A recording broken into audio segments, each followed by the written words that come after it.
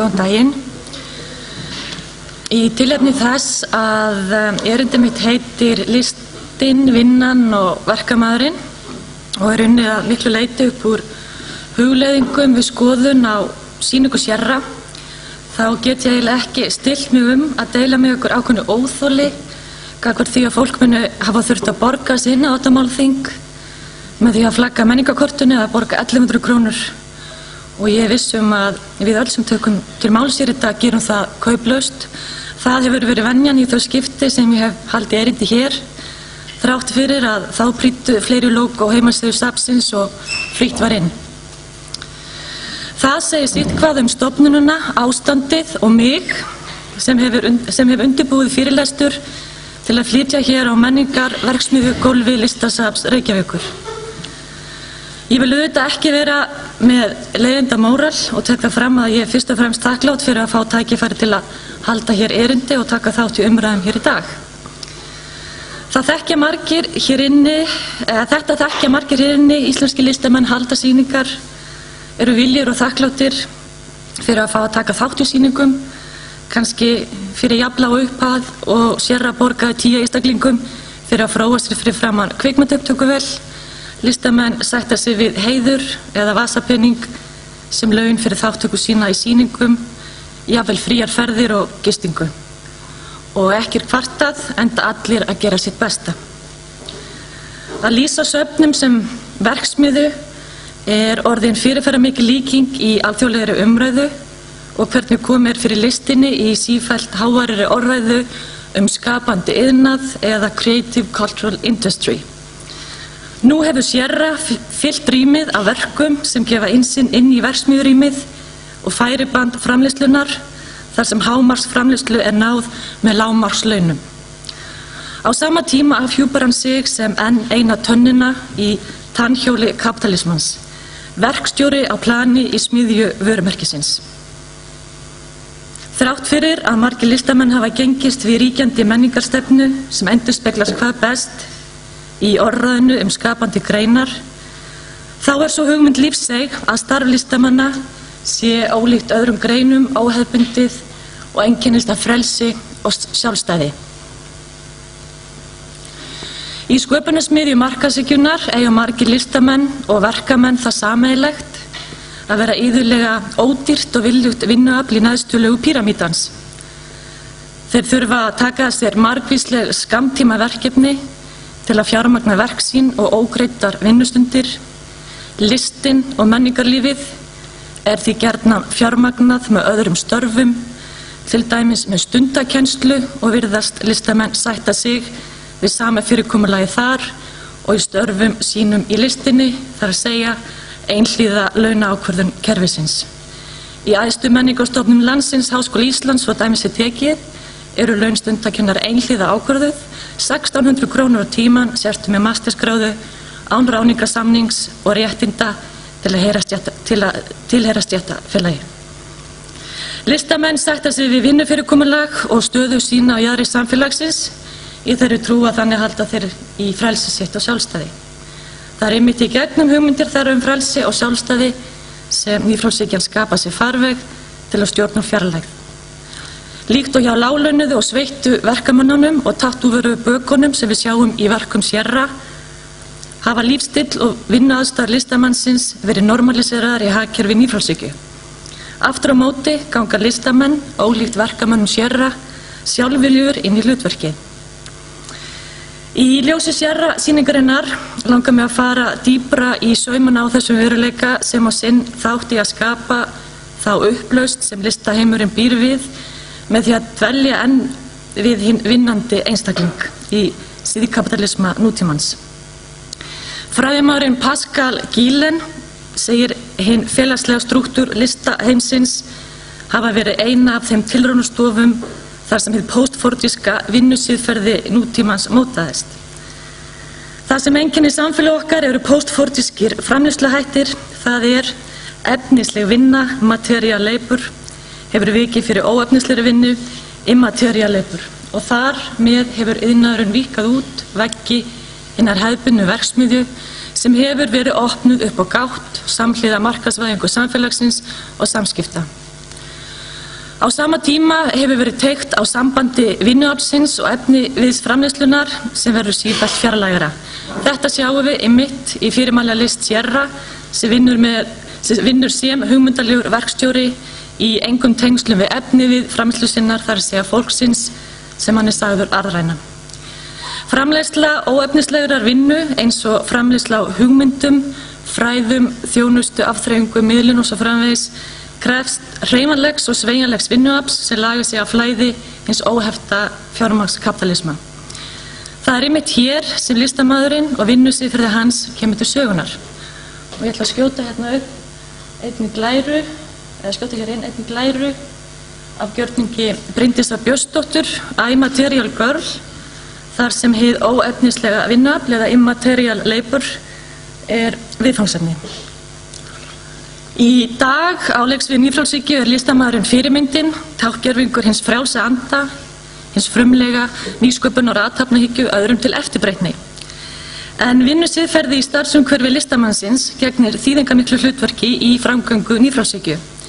Vinnusiðferði og eftirsótt gildi sem löngum hafa verið við lýði innan listheimsins eins og sveigjanlegur vinnutími, þar sem mörg heimilis og vinnu renna saman, frelsi og hreyfanleiki í og á milli verkefna og starfa á kostnað öryggis og stöðuleika liggur nú til grundvallar hinu óefnislega vinnuafli eða postfortískum framleiðsluháttum samtímans. Með öðrum orðum, eftirsótt gildi innan listheimsins sem eitt sinn tilheyrðu jaðrinum hefur haft fordæmisgefandi gildi fyrir þróun framleiðsluhátta nýfrjálshyggju sem hefur í nafni frelsi og athafnahyggju tekið upp styttri verktakasamninga og lagt af lengri ráðningarsamninga og starfsöryggi. Og eins og Hart og Nygren hafa bent á þá mótar form og vinnusiðferði óefnislegs vinnuafls sem listamenn eru verðugur fulltrúar fyrir, einnig starfsumhverfi verkafólks allan heim. Sífellt fleiri sem vinna við hefðbundna framleiðslu búa við starfsaðstæður sem einkennist af miklum hreyfanleika og óöryggi kjör, aðbúnað og framtíð. Það ekki síst þetta örlagaríka samband óefnislega og hefðbundna efnislega vinnuaflsins sem listamaðurinn Sierra beinir sjónum okkar að. Með öðrum orðum, hann afhjúpar hvernig vinnusiðferði sem listaheimurinn hefur kosið sér og löngu verið tengt við frelsi og sjálfstæði ekki eingöngu tekið upp og samþykkt sem eðlilegt ástand í hagkerfi nýfrjálshyggju, heldur það einnig drifkraftur þess og hefur knúið fram afdrifaríkar afleiðingar fyrir verkafólk. Og nú í kreppu hætta á að normalisering á slíku óöryggi og ójafnræði festi sig endanlega í sessi sem áhrifaríkt stjórntæki. Líkt og kerfið kemst upp með arðránið, kemst Sierra einnig upp með það. En áður en ég held áfram langar mig til að minnast á eitt af nýjustu verkum Sierra sem gjörningurinn No Global Tour. Gjörningurinn tilbrigði við umsátur og mótmælahreyfingar samtímans og hefur komið víða við á ferð sinni heiminn til að undirstrika óréttlæti samfélagslegra stofnana. Mörgum sem ég hef talað við hefur þótt athyglisvert að Sierra skildi ekki á ferð sinni bæinn aka þessum nýþunga mótmælaskúlptúr að framhlið tónlistarhússins Hörpu. En Sierra velur sín andófsrými af kostgæfni. Slagkraftur skúlptúrsins hér inni nefnilega mikill, ekki síst í ljósi sögu þess vefs sem hann hefur spunnið á ferð sinni í höfnum á andvaralausu fylgi við valdastofnanir þjóðfélagsins, svo ég vísi í safnstjóra Listasafns Reykjavíkur sem finna má hér upp á vegg sem formúla að sýningunni. Hér inni hrifsar nóg eða negið til sinn safnarinn nokkuð ákaft, þrengir að því og ögrar en með fyrirsjáanlegum afleiðingum. Á sama tíma og safni býður upp á umsátur, occupation, bæði tíma og rými með þessari stóru yfirgripsmiklu sýningu, þá hafa stjórnendur safnsins haft tækifæri til að svara kalli skúlptúrsins hér inni með því að hvetja til endurmats á eigin vettvangi. Þeim þá runni blóðu til skyldunar og hvatt til umræðu með verkamönnunum, sjálfum sér og öðrum stjórnendum í menningarsmiðjunni eins og fulltrúum ráðuneyta, Íslandsstofu, Höfuðborgarstofu, SÍM, KÍM og svo framvegis til að ræða með gagnrýnum hætti launakjör menningarverkamanna, menningarpólitík, menningarstefnu og möguleika til úrbóta. Sierra veit hvað hann syngur þegar hann segir að list hans sé fyrst og fremst skraut á vegg. Umbreytingar samfélagsins á síðustu árum og kall samtímans til lýðræðisvæðingar og valddreifingar hafa boðað endurskoðun á uppbyggingu samfélagsstofnanna. Spurningin hvort að sú gagnrýni eigi ekki einnig við stofnanir sem sinna menningu og listum. Í þessu andrúmi endurskoðunar mikilvægt að treysta samband þegna og stofnana með áherslu á virka gagnkvæmni sem algjörlega ómissandi forsendu. Með öðrum orðum, þegar upp staðið þá spurningin hvað valdhafa valds gera við rödd sem hefur verið tjáð með jafn eindrægum hætti og í þessu verki.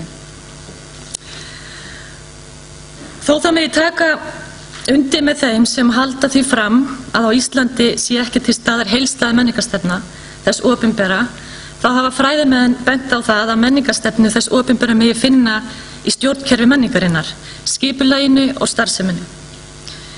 Í því samhengi forvitnilegt hvernig orðræðan skapandi greinar hefur verið tekin upp í kerfinu og helst í hendur við umsvif nýfrjálshyggju og samfélagslegra breytinga sem átt hafa sér stað og endurspeglast meðal annars í því að mörkin milli hins opinbera, einkageirans fagurfræðinnar, frumkvöðla og athafnamenningar hafa orðið óljósari.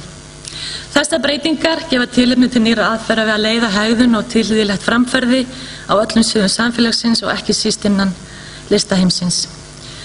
Þrátt fyrir sundurlyndi sem segja má ríki meðal listamanna hér á landi ganga þeir samhentir og að því virðist mótþróalaust inn í hlutverk hins jákvæða menningarverkamanns. Með þeim hætti samsama myndlistamenn sig menningariðnaðinum sem spyrðir lífsgreinum fyrst og fremst saman við félags- og pólitískar hagrænar athafnir undir stjórn erindreka ráðuneyta og sveitarfélaga, ímyndasérfræðinga, ferðamálafrömmuða, vöru- og viðbragðsstjórnenda, svo eitthvað sé nefnt. Það ætti að vera með öllu óþarft að taka það fram að þetta samneyti snýst þá hugmynd að allir græði þegar upp staðið. Mantra sem þrástagast á í öllum keimum samfélagsins og endurspeglar hvernig frumkvöðla og athafnamenningin hugsar sér jafnrétti í reynd.